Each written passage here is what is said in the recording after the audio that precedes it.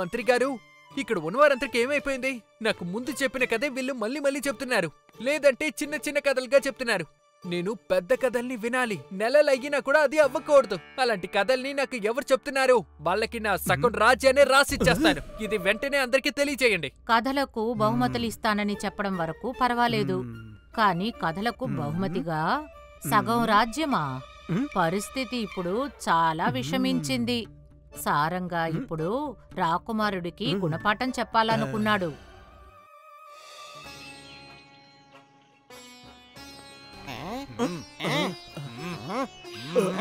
కట్టెలు మండుతాయి మంటలో, చేపలు జీవిస్తాయి నీటిలో. వృక్షం పెరగడానికి కావాల్సింది ఒక విత్తనం. మిమ్మల్ని ఆశ్చర్యపరుస్తుంది నేను చెప్పే కథ.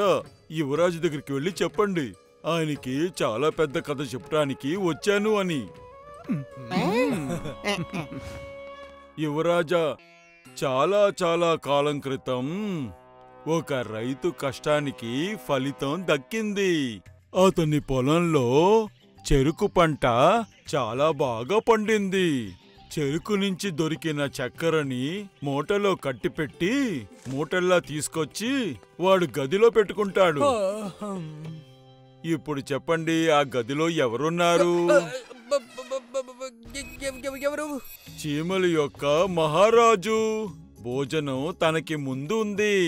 ఆకలి తన కడుపులో ఉండేంది. అతను చక్కెరని కొంచెం తీసుకుని అక్కడి నుంచి పారిపోయాడు. ఆ తర్వాత ఇంకొక చీమ వచ్చింది. అలాగే రాత్రైపోయింది. కాని మహామంత్రి సారంగా అతని కథ చెబుతూనే ఉన్నాడు. ఆ తర్వాత వచ్చింది ఒక మనిషి.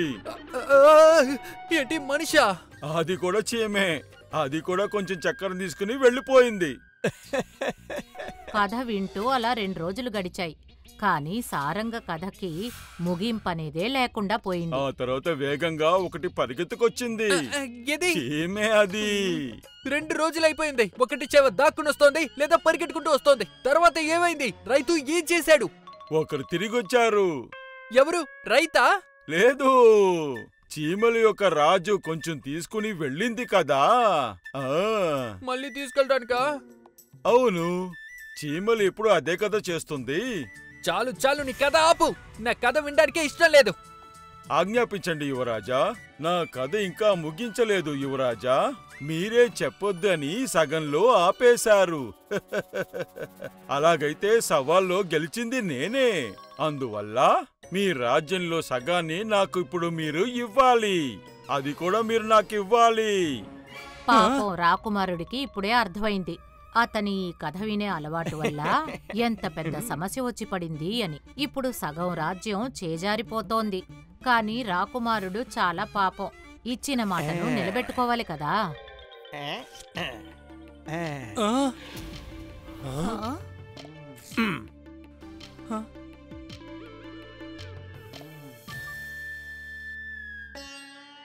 మహామంత్రి మీరా?